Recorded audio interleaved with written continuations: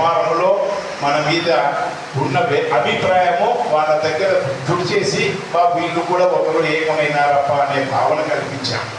ఈ మధ్యనే మళ్ళీ అదే కాకుండా బీసీ కులాల ఐక్యవేదిక అనేసే విషయాన్ని కూడా ఈ మధ్య ప్రాంతంలో జరిపి బీసీ కులాలకి అధ్యక్షురాలైన మన జయమ్మ గారు కూడాను ఒక సభను ఏర్పాటు చేసేసి ఆ కార్యక్రమాన్ని కూడా జయప్రదం చేసిన తర్వాత మనకి ఒక గుర్తింపు రేపు రొద్దున గవర్నమెంట్ కూడా ఈ బీసీ కులాలకి ధర్మవరము నియోజకవర్గ అసెంబ్లీ స్థానము కల్పించాలనేసే భావన కూడా వాళ్ళకి మనము వాళ్ళకి ఈ విషయాన్ని తెలియజేసినాం. సో ముందు తప్పకుండా మనం ఆశించిన ప్రకారంగా మనకి ఆ కోరిక నెరవేరుతుందనేసి ఆశాభావం ఉంది నాకు. అలాగనే మన అసోసియేషన్ కూడాను రవి గారు తప్పకుండా అతనే ప్రెసిడెంట్గా ఉంటాడు. అతను ఉండేదానికి మనం అందరూ సహకరించండి. మరొకరు దయచేసి విన్నవించుకుంటున్నా, అంటే నువ్వు రావు కదా అని నన్ను క్వశ్చన్ తీర్చుకోరు, నేను వస్తానో లేదో కనీసం వచ్చే వాళ్ళకి అనుకూలంగా అవకాశం ఉన్నప్పుడు దయచేసి వచ్చి కలిసండి. మనం ఏం చేసే పని లేదు, ఊరికి జతకున్నామంటే చాలా తక్కువ పడం. సో రవి గారికి పర్సనల్గా ప్రత్యేకంగా చెప్పడం ఏమంటే ఆయన ఏదో కొన్ని కారణాల వల్ల ఇప్పుడు ఇతను రాజీనామా ఇచ్చే విషయం కూడా బజార్లో వేరే వార్తలు వస్తుంది. దయచేసి ఆ వార్త నేను సభాపూర్వకంగా చెప్పేమంటే అట్లాంటి అవకాశం వస్తుంది. సంఘానికి ఇయ్యద్దండి, భయపడినారు అనేసి మాటలు వస్తాయి. దయచేసి దానికి అవకాశం ఇయ్యద్దండి. అది ఇచ్చినామంటే మళ్ళీ ఒత్తిడిలో పడిపోతున్నాం. ఇప్పుడు ఉన్న ఊపికి ఇప్పుడు ఉన్న మన బలానికి సంఘంలో మనకి కులస్తులు అనేది ఒక ప్రత్యేకత మనకు ఉంది. దాన్ని డెవలప్ చేసుకుంటూ పోతామనేసి నేను అందరికీ మన కులస్తులందరికీను రవి గారు కూడా ప్రత్యేకంగా చెబుతూ అతనే ప్రెసిడెంట్గా ఉండాలి, అతనే ఎట్టి పోషణ ఈ వ్యాపార సంఘానికి ప్రెసిడెంట్గా ఉంటూ ఎన్నో సేవా కార్యక్రమాలు చేయాలి. నా వంతుగా నేను తప్పనిసరిగా అన్ని విషయాల్లో కూడా సహకరిస్తాను. ఇలాగే మన కులస్తులు మన వ్యాపారస్తులు అందరి తరఫున కూడా నేను మాటిస్తున్నా, అందరూ నీకు సహకరిస్తాను. ఇచ్చి నెక్స్ట్ మీటింగ్ వేయండి. ఈరోజు ఎంతమంది వచ్చినా ఎంచుకోండి, నెక్స్ట్ మీటింగ్ చేసినప్పుడు ఎంతమంది వస్తారో చూసుకోండి. రైట్, ఈ అవకాశం ఇచ్చిన మనకి నూతనంగా అంటే దగ్గరలోనే దాదాపు కొన్ని ఏళ్ళ గ్యాప్తో మనము సిల్క్ మర్చెంట్స్ అసోసియేషన్కి అధ్యక్షుడిగా ఎన్నుకోబడ్డ మిస్టర్ గిరాజ్ రవి గారు ఈ మీటింగ్ చేశారా, లేకపోతే మనమందరం కలిసి మీటింగ్ చేశారా? Number 1 point.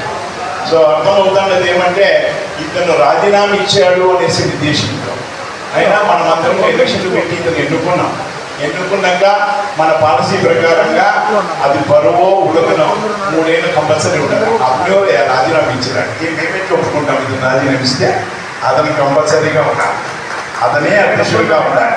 Number 1 point. 2వ పాయింట్, తను రాజీనామా ఇచ్చేదానికి నా ఊహలో కారణం ఏమంటే మనము కులస్తులు ప్లస్ వ్యాపారస్తులు మీటింగ్ చేసినప్పుడు కలుపుకోకుండా ఉండేదాన్ని ఇచ్చినే అతనికి ముఖ్యమైన పెద్ద బాధ అనుకుంటా కదా రవి, ఇదే కదా ముఖ్యమైనది. సో మనం ఈ రకంగా కలుపుకోకుంటే ఒకటి ఏం నిర్ణయాలు తీసుకోలేడు, ఏమి చేయించలేడు. ఎందుకంటే ఇప్పటి వరకును తన పర్సనల్ వర్క్స్ అన్నీ పక్కన పెట్టేసి ఎంతో మందిని కలిసి ఈరోజు బజార్లో మనకి తెలిసినంత వరకు వేసేవాళ్ళు అంటే ఒక తొగలివీరు చిత్రుడే కాకుండా అన్ని కులస్తులు కలిసి ఏకతాటి మీద ఉంటున్నారు అనే విషయానికి వచ్చిన తరుణంలో ఇట్లాంటి వాకు మనం వేయడం నిజంగా బాధాకరమైన విషయం. దయచేసి నీ మనసులో ఏమన్నా భావం ఉంటే తొలగించేసి నువ్వు చేపట్టిన ఐక్యతా భావాన్ని ఏకీభవించి మనమందరము సహకరిస్తే ఎన్నో కొన్ని విజయాలు మనం సాధించగలము. దయచేసి నెక్స్ట్ మీటింగ్ ఎప్పుడన్నా వెళ్ళి తనకి బలమించడానికి మనం ఏం చేసే పనిలే. ఇంతమంది ఇట్లా కనపడ్డారంటే ఈయన మైక్ పెట్టుకొని మాట్లాడేవానికి ధైర్యం ఎట్లొస్తుందంటే అబ్బా ఇంతమంది నా ఎదుర్కొన్నారనేసి ధైర్యంతో నాకు అసలు మాట్లాడేకే రాదు. మిమ్మల్ని అందరినీ చూసి మాట్లాడతాను. సో ఈ ధైర్యం ఎక్కడి నుంచి వస్తుందంటే జనాలు చూసి మన వస్తువులు మనోళ్ళు ఉన్నారు బాగా అనేసి. అలాగనే నేను ఒక 25-30 ఏళ్ళ కిందట సెక్రటరీగా పనిచేసిన కొత్తపాలెం శ్రీనివాసరావు అన్నోళ్ళు ఇస్తానే గంజికొండ రంగనాయకరావు గారు ప్రెసిడెంట్, నేను సెక్రటరీగా ఉండి చేశాను. కొత్తపాలెం శ్రీనివాసరావు అన్న గారికి ఉన్న పర్సనాలిటీకి సమస్యలు అన్నింటినీ రాకుండా ఉండే.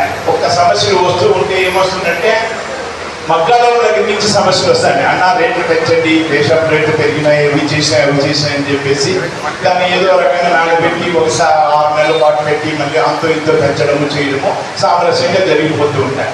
మా కాలానికి వచ్చినాక ఏమైపోయింది ఏంటంటే కొన్ని సాంఘిక శక్తులు కొన్ని మనకి దాడి చేయటము, ప్లస్ ఇన్కమ్ ట్యాక్స్ వాళ్ళ దగ్గర నుంచి ఏమొచ్చినా కానీ మీటింగ్లు వేయడం తప్పితే ఇంకోటి మేము ఏమి చేసి. బట్ ఈ టైంలో ఇన్ని ఏళ్ళు దాదాపు 15 ఏళ్ళు గ్యాప్ పెట్టి ఎలక్షన్స్ మనకు ఒక అసోసియేషన్ కాదు, ఇంత పెద్ద వ్యవస్థ. నాకు తెలిసినంత వరకు మన వ్యాపారము ధర్మవరంలో దాదాపు 2000 కోట్ల వ్యాపారం జరుగుతుంది. ఓవరాల్ ఒక పెద్ద కంపెనీనే మనం భేటీ చేయగల వ్యాపారం మనం చేస్తున్నాం. ఇట్లాంటి వ్యాపార వ్యవస్థకి అసోసియేషన్ అనేది లేదు, దానికి సంఘ అధ్యక్షుడు లేడు అంటే నిజంగా హాస్యాస్పదమైన విషయం. అట్లాంటి దానికి నడుము కట్టుకొనేసి గిరిరాజు రవి గారు ఒక్కడే తనకి కావాల్సిన జనాలతో తిరుగుతూ ఒక అసోసియేషన్ని నిర్మించాడు.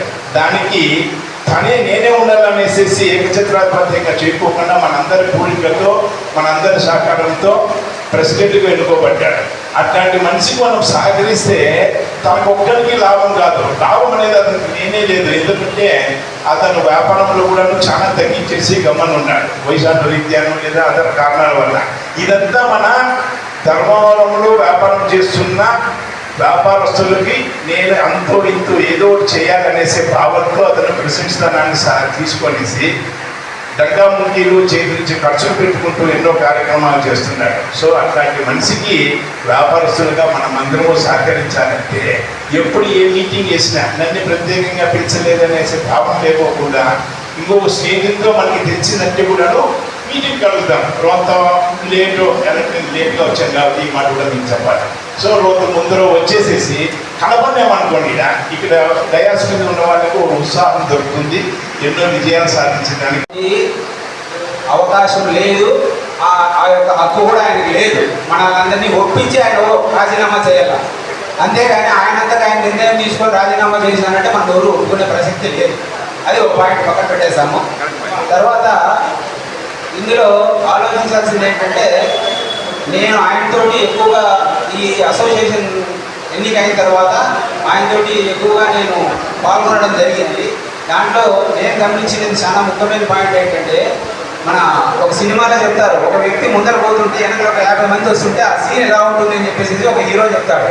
ఎందుకోసం చెప్తాడంటే, అంతమంది ఒక గ్రూప్గా వస్తున్నారు అని అంటే అవతల ఉన్నటువంటి సమస్య ఎంత పెద్దదైనా కూడా చాలా చిన్నది అయిపోతుంది. అది దాంట్లో ఉండేటువంటి అంతరార్థం.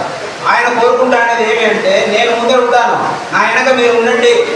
అంటే ఆయన అడుగుతున్నది ఒకటే, మీరు ఆయనకి ఏమి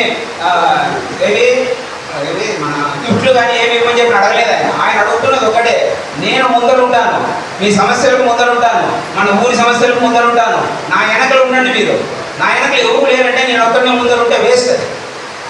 అదొక్కటే ఆయన అడుగుతాడు. అది మనం గమనించి ఆయనకు సపోర్ట్ చేస్తే మన ధర్మవరంలో చాలా కార్యక్రమాలు చేసేదానికి దమ్మున్న వ్యక్తి, చేయగలిగే సత్తా ఉన్న వ్యక్తి అని మనందరికీ తెలుసు, మన మనసులో ఉంది.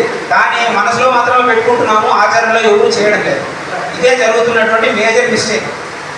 అసోసియేషన్ ఓపెన్ చేస్తే నేను ఆయన షట్టర్ ఓపెన్ చేయాలో పోయి కూర్చోవద్దా. మేము 11 మంది కార్యవర్గ సభ్యులు ఉన్నాము. మా సభ్యుల్లో ఉండేది కూడా నేను ఓపెన్గా చెప్తాను, వాళ్ళు కూడా ఎవరు సపోర్ట్ చేయడం లేదు. ఇది నిజం. కార్యవర్గ సభ్యులు కూడాను, వ్యాపారస్తులతో పాటు కార్యవర్గ సభ్యులు కూడాను ఎవరో సపోర్ట్ చేయడం లేదు. ఇది నిజం. కాబట్టి ఈ కార్యవర్గ సభ్యులు కానీ వ్యాపారస్తులు కానీ అందరూ ఆయనకి సపోర్ట్ చేస్తే రేపు పొద్దున మన ధర్మవరం సంబంధించిన ఏ సమస్య అయినా కూడాను ముందు నుండి తీర్చగలిగేటువంటి దమ్మున్న వ్యక్తి, సత్తా ఉన్న వ్యక్తి. కాబట్టి దీన్ని గమనించి అందరూ సహకరిస్తారని కోరుకుంటూ, మొన్న బీసీ మీటింగ్ జరిగింది, జయశ్రీ కమిటీ బీసీ మీటింగ్ జరిగింది. అక్కడ మనకు అతిథుల్లో వచ్చినటువంటి సత్యకుమార్ గారు కానీ, కదిగుంట వెంకటప్రసాద్ గారు కానీ ఇద్దరు ఒక మాట చెప్పారు. అదే మా ఎమ్మెల్యే, మా యొక్క రాజకీయ నాయకుల మీటింగ్ అంటే ఎంతమంది కనపడతారు, మరి ఈ బీసీ మీటింగ్ ఎంతమంది కనపడతా ఉన్నారు? ఆ తేడా ఎందుకు వచ్చింది? వాళ్ళు చెప్పినటువంటి చాలా ముఖ్యమైన సున్నితమైనటువంటి మాట, దాంట్లో చాలా అర్థం ఉంది, చాలా మీనింగ్ ఉంది. అంటే మీరేమో చెప్పుకుంటున్నారు, మేము గొప్ప, మేము బీసీ మీటింగ్లో చేస్తాము, మేమంతా వ్యాపారస్తుల సంఘం చాలా స్ట్రాంగ్ ఉన్నాము, మేము బీసీలంతా ఒకటైనాము, మేము బీసీలంతా అనుకుంటే ధర్మవరంలో ఏమైనా చేస్తాము అని. ఎక్కడ చేస్తున్నారు? ఏం కనపడతారు? అదే వాళ్ళు అడిగిండేది. మన బీసీ మీటింగ్లో, జయశ్రీ అక్క మీటింగ్లో వాళ్ళు చెప్పిండేది సున్నితంగా చెప్పినారు. రేపు వృద్ధుల నాయకులకి ఏం సపోర్ట్ చేస్తారు అది కూడా గమనించాలి. దయచేసి నేను ఓపెన్గా చెప్తాను. ఇంకొకటి ఏంటంటే, ఆయనకి ఆయన మమ్మల్ని అందరినీ కార్యవర్గ సభ్యత్వంలో మమ్మల్ని చేర్చుకున్నాడు. కాబట్టి కార్యవర్గ సభ్యుల్లో ఏమి ఉంది, ఏమైనా మార్పులు చేయాలా అనేది ఆయన నిర్ణయించుకొని మార్పులు చేసుకొని ఈ యొక్క అసోసియేషన్ని బాగా ముందుకు తీసుకెళ్లేదానికి ఆలోచన చేసి అమెండ్మెంట్స్ చేసి ముందుకు పోతే చాలా బాగుంటుంది అనేది నా అభిప్రాయం. మనం ఎన్నుకున్నప్పుడు ఆయన ఏ పార్టీ వ్యక్తి అయితే కాదు, ఆయన అసోసియేషన్ ప్రెసిడెంట్ మాత్రమే. ఇద్దరు పోటీ పడితే మనం ఎన్నుకున్నాం. తర్వాత ఆయన వగైరా కారణాలతో బీజేపీలో చేరితే అంటే అసోసియేషన్ ప్రెసిడెంట్ అనేప్పుడు ఒక పార్టీ అనేది అనడం నా మనసుకి నచ్చలే. ఎందుకంటే అసోసియేషన్ ప్రెసిడెంట్ అన్నప్పుడు ఏ పార్టీకి అనే కొమ్ము కాయకూడదు అని అనను, కానీ ఏ పార్టీకి అనుసరించి ఉండదు. ఆయన ఉండాలంటే వాళ్ళు పిలిస్తే ఆయన మీటింగ్లో ఒక 2-3 నిమిషాలు మాట్లాడారు. అంతేగాని ఆయన ముందుకేసుకొని ప్రతి షాప్కు పోయి అన్న ఇది ఈ మీటింగ్ ఉంది, ఆ మీటింగ్ ఉంది, పార్టీ అంటే రాజకీయ పార్టీ ప్రోగ్రాముల్ని కూడా ఆయన మీదకి వసుకోవడం నా ఉద్దేశం. ఇవన్నీ జరగకుండా అయితే అవి ఎంతవరకు కరెక్టా కాదు. ఎందుకంటే నేను మొన్న కూడా ఒక విషయంలో చూశాను, ఈసీ సంఘం మీటింగ్ అనేది ఒకటి, తర్వాత అక్కగారికి సన్మానం అనేది ఒకటి. అయితే దీంట్లో ఏ పార్టీ ఏమని నాకైతే అర్థం కానీ పైన అయితే బొమ్మలు వేరే రకం ఉంది. అట్లా కాకుండా అసోసియేషన్ ప్రెసిడెంట్ అంటే కనీసం అంటే 100 కోట్లకి టర్నోవర్కి ప్రెసిడెంట్. అక్కడప్పుడు ఆయన హుందాతనం ఒక అసోసియేషన్ ప్రెసిడెంట్గానే ఉండాలి. అంతేగా ఆయన పిలిస్తే మీరెవరైనా రాజకీయ పార్టీలు మిమ్మల్ని ఆహ్వానిస్తే 4 మాటలు మాట్లాడరండి తప్ప ఇంకో పార్టీని పొగిడేది, ఇంకో పార్టీని తక్కువ చేసేది ఈ కారణాలు అయితే ఉండద్దండి. దయచేసి ఇప్పుడు ముందు కాలం మాకు తెలియదు అసోసియేషన్ ఏ రకంగా మనకి ఉందనేది. అంటే గడ్డం పాడతార మామ కానీ సిట్టి మామ కానీ ఇప్పుడు ఈయన హయాంలో బాగుంది ఇది. అంతేగాని ఈ 3 ఏళ్ళు నువ్వు తర్వాత ఈ 3 ఏళ్ళు ఉండాలని మాకు కోరిక. తర్వాత నీకంటే బాగా చేసేవాళ్ళు ఎవరు రాదు. ఎందుకంటే ఇంత మొండిగా కొట్లాడి అసోసియేషన్లో డబ్బులు తీసుకొచ్చే వాళ్ళు ఎవరు లేరు. నీకంటే మిన్నగా ఉండేవాళ్ళు ఎవరు రాలేమో నేను అనుకుంటాను. మళ్ళీ నెక్స్ట్ 3 ఏళ్ళ తర్వాత కూడా నీ బాధ ఏముందో ఒకవేళ మీ కార్యవర్గ సభ్యులు ఒకవేళ నీకు సపోర్ట్ చేయకపోతే వేరే వాళ్ళని మార్చుకోండి. అంతేగాని నువ్వేదో సంవత్సరం చేసి మీరు ఈ అలక మానండి అన్న. దయచేసి చాలామంది వ్యాపారస్తులు దెబ్బతింటారు. ఇది ఖచ్చితంగా మీరు గమనించి ఖచ్చితంగా మీ ఉందాతనం మీ దగ్గరే పెట్టుకోవాలా, మా గౌరవాన్ని మీరు కాపాడాలా.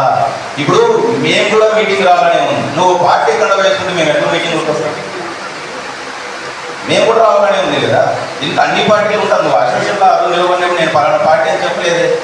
నువ్వు అసోసియేషన్ నిలబడినప్పుడు నీకు మంచి వచ్చాడు, అరే అసోసియేషన్ ప్రెసిడెంట్గా ఇతనైతే సరిపోతాడని ఓటేసాం. ఆ రోజు నేను పలానా పార్టీ అయితే ఈసీలో అది ఓకే. అందుకే మేము కూడా రాలేకపోతాం. కనీసం అంటే ఆ పార్టీ వాళ్ళు ఈ పార్టీ వాళ్ళు పార్టీకి సంబంధం లేకుండా దీంట్లోకి అసోసియేషన్ లేక తీసుకురావండి.